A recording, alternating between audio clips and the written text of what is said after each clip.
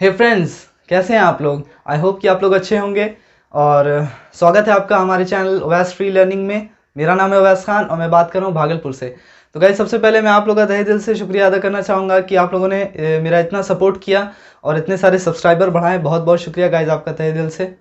और इसी तरह आप लोग मेरा सपोर्ट करें ज़्यादा से ज़्यादा, क्योंकि मैं भी बहुत मेहनत करता हूँ। तो गाइज़, अगर आप लोगों ने मेरी पहली वीडियो जो है इससे पहली वाली वो नहीं देखी है, जो कि Akbar and his times part 2 पे थी, जिसमें हमने अकबर की एडमिनिस्ट्रेटिव सिस्टम और मनसबदारी और रेवेन्यू सिस्टम के बारे में डिस्कस किया था थॉरोली, तो उसे जाके ज़रूर देखें गाइज़। उसकी लिंक मैं आपको इस वीडियो के डिस्क्रिप्शन बॉक्स में दे दूंगा।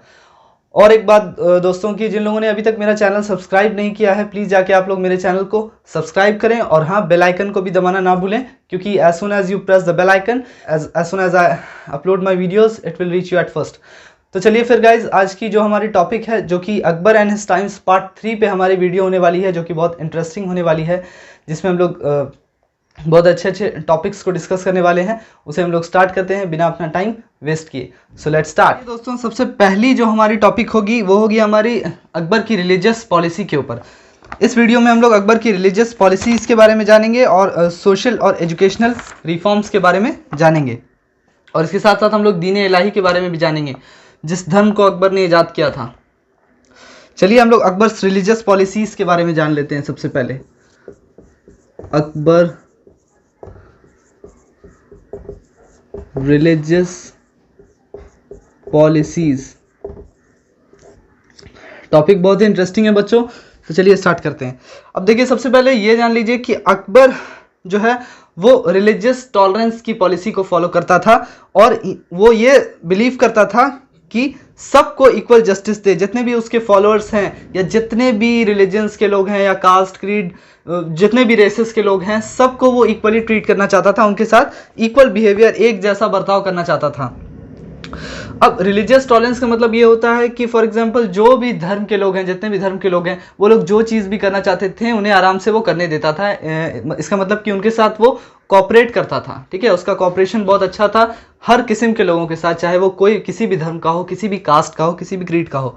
तो यहाँ पे अकबर के बारे में बहुत ज़्यादा ये चीज़ जानी जाती है कि उसकी जो पॉलिसी थी रिलीजियस टॉलरेंस की, वो बहुत फेमस है कि वो हर के साथ बहुत अच्छा बर्ताव करता था। ऐसा नहीं है कि अब कोई मंदिर बनवाना चाह रहा है तो उसे मंदिर बनवाने नहीं दे रहा है, या पूजा पाठ करने नहीं दे रहा है। वो हर लोगों को, हर कास्ट, हर क्रीड, हर रिलीजन के लोगों को एक जैसे ही ट्रीट करता था।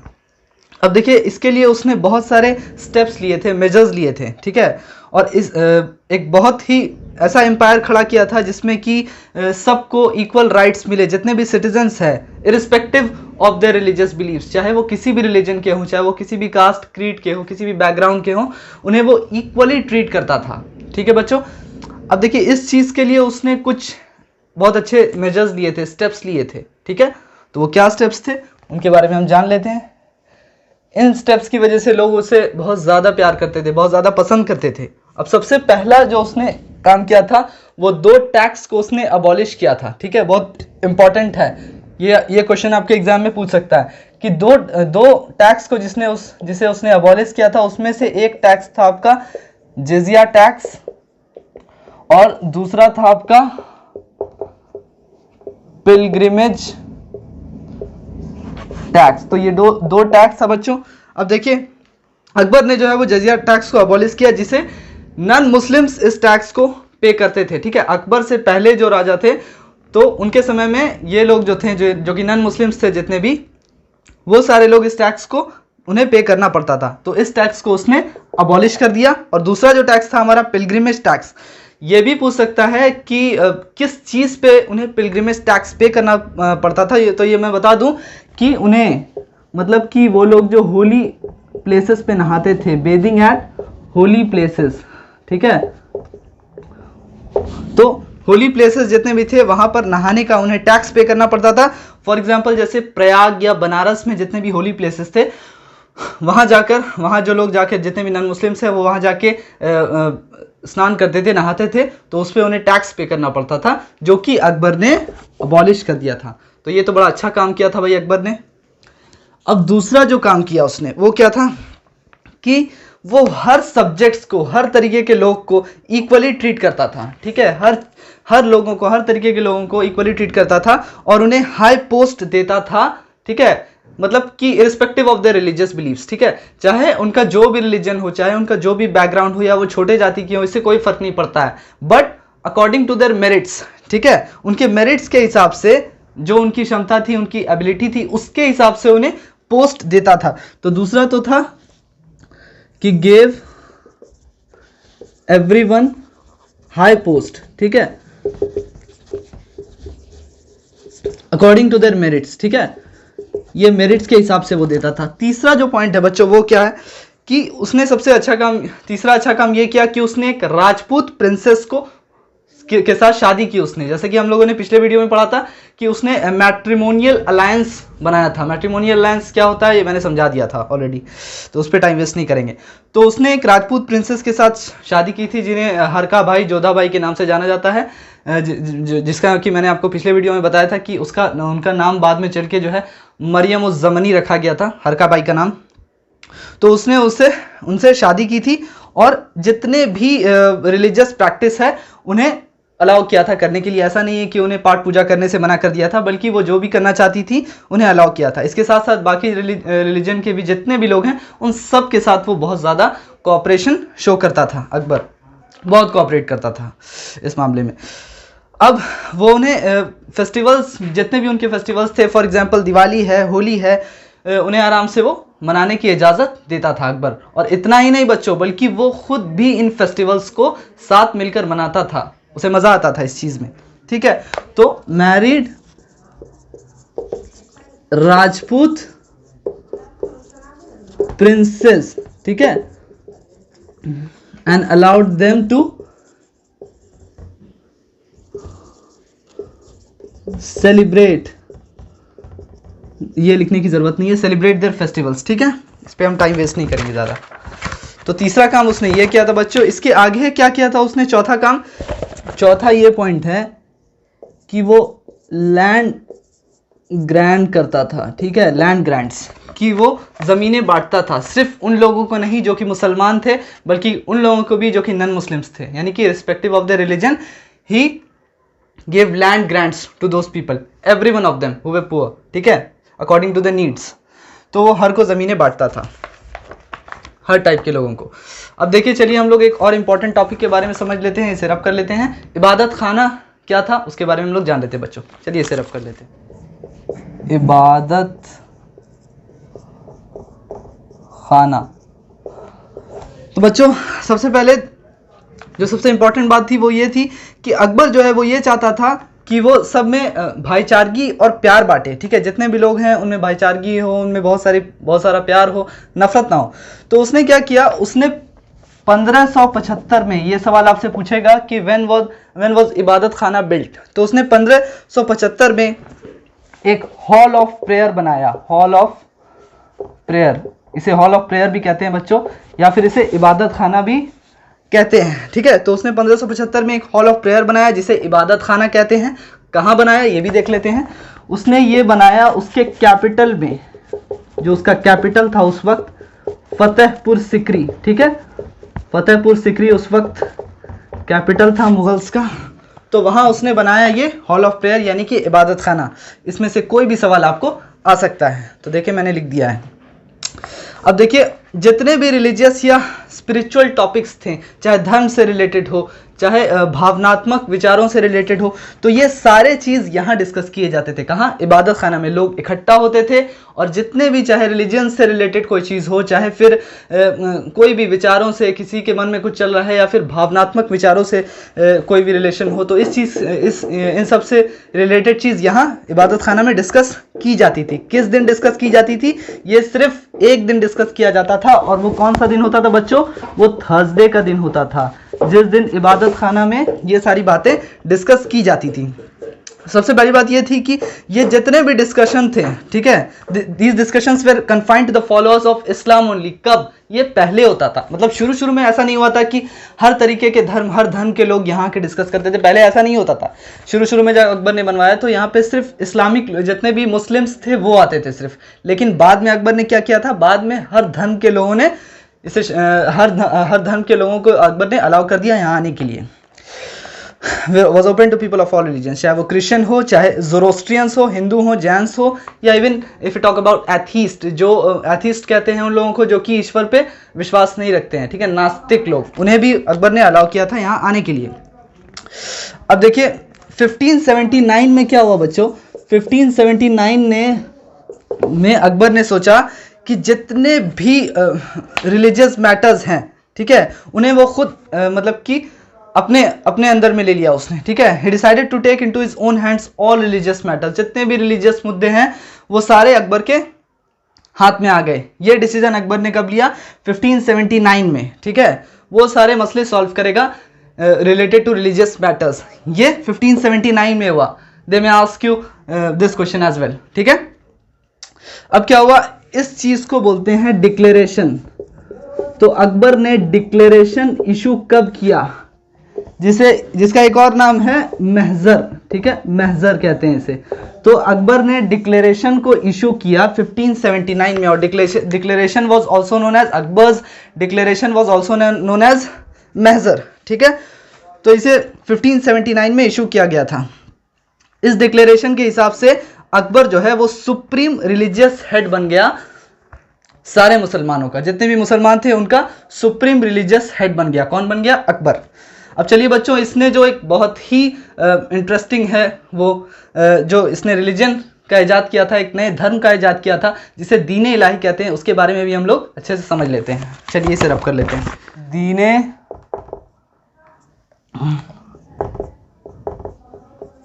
इलाही। मेरी राइटिंग थोड़ी गंदी है बच्चों, डोंट माइंड इट, ठीक है। अब देखिए दीने इलाही क्या था। अब देखिए जब अकबर अलग अलग रिलीजन्स के लोगों के बीच में, जब अलग अलग धर्मों के, जातियों के लोगों के बीच में बैठा, इतने दिन बैठा, तो उसे हर रिलीजन के, हर धर्म के बारे में, हर जातियों के बारे में पता चला। तो इसके बाद उसने एक नए रिलीजन को इजाद करने का, एस्टैब्लिश करने के बारे में सोचा, एक नए रिलीजन को फॉर्म करने के बारे में सोचा, जिसका नाम था दीने इलाही। बहुत इंटरेस्टिंग है बच्चों, ध्यान से सुनिएगा। अब देखिए इसका मतलब होता है, दीने इलाही का मतलब होता है डिवाइन फेथ, ठीक है, divine faith. They may ask you this question as well, divine faith, ठीक है। और इसको कब इजाद किया गया इस रिलीजन का, 1582 में। ये भी सवाल आपको पूछ सकता है। अब देखिए ये एक नए तरीके का फेथ था जिसमें जितने भी रिलीजन थे, जितने भी, चाहे कोई भी रिलीजन हो, सारे रिलीजन का अकबर ने क्या किया, गुड पॉइंट्स कलेक्ट किया। जितने भी रिलीजन के जो भी अच्छी अच्छी बातें थी, अच्छे अच्छे पॉइंट्स थे, उन्हें कलेक्ट करके एक जगह क्या किया, उन्हें कलेक्ट किया, इकट्ठा किया। अब इस रिलीजन का मानना था बिलीव इन वन गॉड, या believe in one supreme God, ठीक है, एक ईश्वर है, उस पर हमें विश्वास करना है, बिलीव करना है। So they should have faith in one supreme god. अब देखिए सबसे बेसिक मोटिव क्या था इस रिलीजन का, पर्पस क्या था।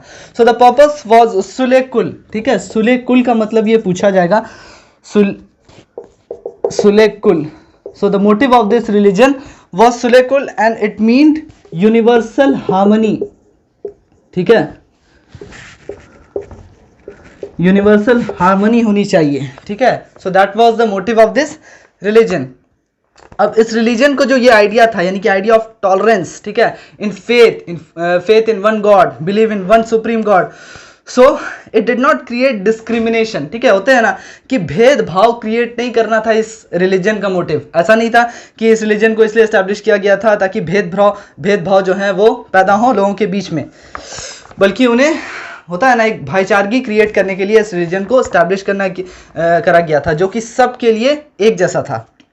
अब देखिए इसने सिस्टम ऑफ एथिक्स पे फोकस किया था। इस रिलीजन ने किस चीज़ पे फोकस किया था, एथिक्स पे। जैसे कि for example if you talk about justice, peace, ठीक है, सबके लिए एक जैसा जस्टिस होना चाहिए, एक जैसा जुडिशियल लॉ होना चाहिए, या फिर पीस होनी चाहिए, एक जैसा पीस होना चाहिए, ऑनेस्टी होनी चाहिए, यानी कि सबके अंदर एक ऑनेस्टी होनी चाहिए, एक ही जैसी चीज़ सबके लिए, ठीक है, which was universally applicable for all, ठीक है, यूनिवर्सली यानी हर के लिए एक जैसा। अब there was no sacred books. अगर हम लोग सैक्रेड बुक्स की बात करें, ना तो कोई सैक्रेड बुक्स थी, ना कोई सैक्रेड बुक्स थी, ना कोई priest. If you talk about priest of this religion, there were no priest, ठीक है, कोई टेम्पल्स नहीं थे, टेम्पल्स भी नहीं थे बच्चों, और ना ही कोई रिचुअल्स थे, ठीक है, कोई प्रैक्टिसेस, कोई रिचुअल्स नहीं, कुछ नहीं करना है, बस एक जगह इकट्ठा होना है। एक रिलीजन था जिसमें एक ही वन सुप्रीम गॉड को मानना है। अब देखिए जितने भी मेंबर्स थे इस रिलीजन के, अब अकबर जो है ऐसा नहीं करता था, कोई फोर्स नहीं करता था कि सारे लोगों, जितने भी रिलीजन के लोग हैं, उन्हें एनी हाउ इस रिलीजन को they should accept this religion anyhow. It was not like that, ठीक है। So it depended on them whether they should accept this religion और नॉट। सो चाहे तो करे चाहे तो ना करे। तो इसीलिए जो भी इस रिलीजन के जितने भी फॉलोअर्स थे वो कम थे, ठीक है, क्योंकि उन पर कोई दबाव नहीं था, कोई फोर्स नहीं था। अब देखिए इसमें ज़्यादा कुछ तो नहीं था, कोई दबाव नहीं था, लेकिन एक कोड ऑफ कंडक्ट था इस रिलीजन का जिसको फॉलो करना ज़रूरी होता था। जो भी इस religion, whoever took part in this religion, whoever became a follower of this religion, so they should follow a code of conduct. And what were these codes? So let's discuss those codes. अब देखिए सबसे पहला जो इसका code था कि इसमें meet नहीं खाना है, ठीक है, नॉट टू ईट मीट, यानी कि लोगों को एटलीस्ट जो उनका बर्थडे का जो मंथ है, ठीक है, जिस भी दिन, जिस महीने में वो पैदा हुए हैं, एटलीस्ट उस महीने में उन्हें मीट को टच भी नहीं करना है, ठीक है। तो ये तो इसका पहला कोड था जिसे लोगों को फॉलो करना होता था। दूसरी बात ये थी to give arms on their birthday, ठीक है। तो उन्हें अपने बर्थडे के दिन जो है वो दान करना पड़ता था। इसका मतलब होता है दान, ठीक है, आर्म्स का मतलब होता है दान। तो उन्हें अपने बर्थडे के रोज़ जो है वो, जो भी लोग थे जो इसके फॉलोअर थे इस रिलीजन के, दीन इलाही के, उन्हें दान करना पड़ता था गरीब लोगों को, ठीक है। और तीसरी बात थी to be good to everyone, to be good to everybody, ठीक है, या एवरीवन, जो भी। तो हर लोगों से आपको अच्छे से मिलना है, आपका बर्ताव एक दूसरे के साथ, अखलाक एक दूसरे के साथ अच्छा होना चाहिए। So I did not use force nor money to make people accept his faith, his religion, ठीक है।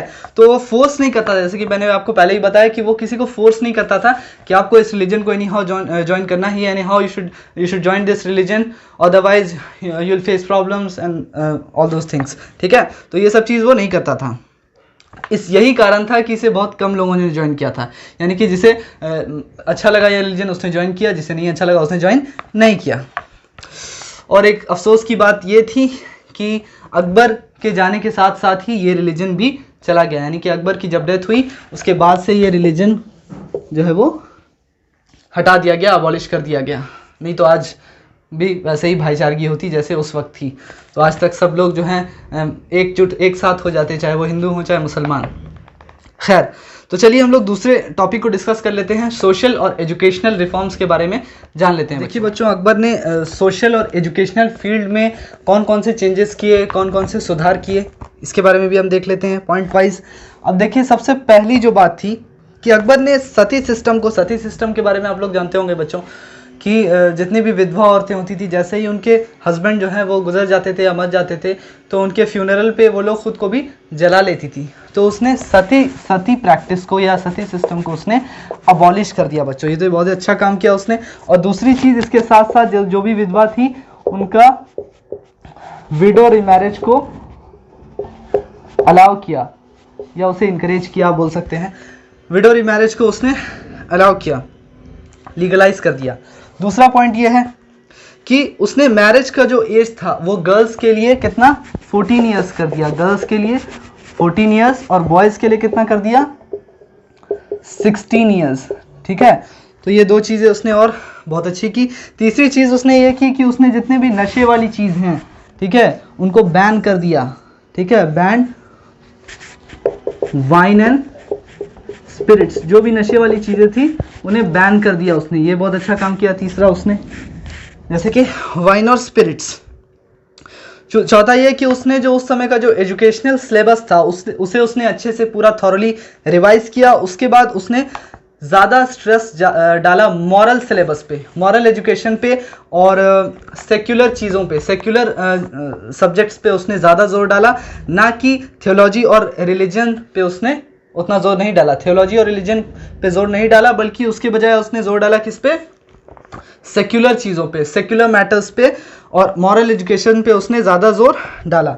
इसके बाद तो ये तो हो गया एक कि secular subjects and moral syllabus, moral syllabus पे ज़्यादा एफर्ट्स उसने डाला था। तो बच्चा चौथा पॉइंट ये है हमारा कि उसने एक ट्रांसलेशन डिपार्टमेंट का सेटअप किया था, ठीक है, ट्रांसलेशन डिपार्टमेंट का, जहाँ पे क्या होता था, जो भी लैंग्वेज है, फॉर एग्जांपल कोई बुक्स है या कोई भी ऐसा स्क्रिप्ट है, उन्हें ट्रांसलेट किया जाता था, ठीक है। जैसे कि संस्कृत का कोई वर्क है, ठीक है, या अरेबिक का कोई वर्क है, या फिर फॉर एग्जांपल कोई भी ग्रीक की किताब है तो ग्रीक में लिखी गई है तो उसे संस्कृत में ट्रांसलेट किया जाता था। जो संस्कृत की किताबें हैं उन्हें अरेबिक में, और जो अरेबिक की किताबें हैं उन्हें बाकी 2 लैंग्वेज में ट्रांसलेट किया जाता था। तो ऐसा इसलिए किया जाता था बच्चों, ताकि फॉर एग्जांपल जितने भी अलग अलग कल्चर के लोग हैं, जितने भी अलग अलग रिलीजन्स के लोग हैं, वो लोग आपस में एक दूसरे के बारे में जान सकें। क्योंकि फॉर एग्जांपल मैं ग्रीक जानता हूँ, मैं अरेबिक नहीं जानता हूँ, तो फिर मैं अरेबिक की किताब जो है वो कैसे पढ़ूंगा। तो वो Arabic if they would translate it into Greek, then I would be able to understand that language, ठीक है। तो इसलिए उनका ट्रांसलेशन किया गया था, ताकि आपस में लोग एक दूसरे के बारे में जान सके, एक दूसरे के कल्चर के बारे में, ट्रेडिशंस के बारे में जान सकें। तो चलिए फिर यहाँ पे हमारा ख़त्म होता है, ये हमारा आखिरी टॉपिक। बच्चों यहाँ पे ख़त्म होता है हमारा आज का टॉपिक, जो कि अकबर एंड हिज टाइम्स का पार्ट 3 था, जिसमें हमने अकबर के रिलीजियस पॉलिसीज़ के बारे में डिस्कस किया, और साथ ही साथ दीन इलाही और इबादत खाना के बारे में हमने डिस्कस किया। तो बच्चों आप बताइए कि आज का जो टॉपिक है आपको कैसा लगा, आज का मेरा जो एक्सप्लेनेशन था वो आप लोग प्लीज़ कमेंट सेक्शन में जाके ज़रूर लिखें। और अगर आप लोगों को कुछ ऐसा लगता है कि मुझे अपनी वीडियोस में ऐड करना चाहिए तो आप लोग ज़रूर कमेंट बॉक्स में जाकर बताएं। तो गाइस फिर से एक बार बोलना चाहूँगा कि आप लोग प्लीज़ मेरे चैनल को ज़्यादा से ज़्यादा सपोर्ट करें, ज़्यादा से ज़्यादा सब्सक्राइबर बढ़ाएँ। और हाँ, अगर आपको वीडियोज़ मेरी पसंद आती हैं तो प्लीज़ मेरी वीडियोज़ को लाइक करें, क्योंकि मैं बहुत मेहनत करता हूँ बच्चों, और इस तरह से मेरा सपोर्ट करें। तो चलिए गाइस, फिर हम अपनी अगली वीडियो में आपसे मिलते हैं। Till then, goodbye and take care.